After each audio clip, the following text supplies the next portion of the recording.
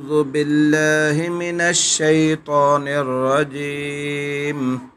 بسم الله الرحمن الرحيم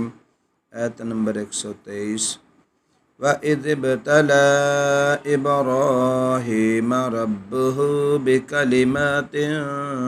فأتمهن وإذ ابتلى إبراهيم ربه بكلمات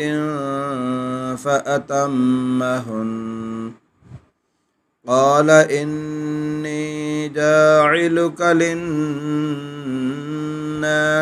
إماما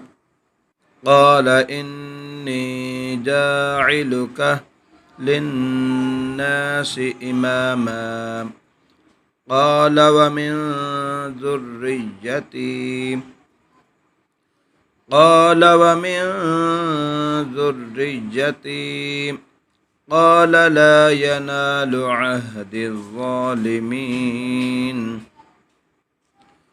قال لا ينال عهد الظالمين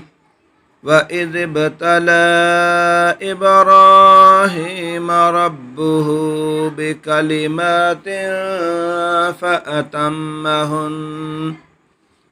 قال إني جاعلك للناس إماما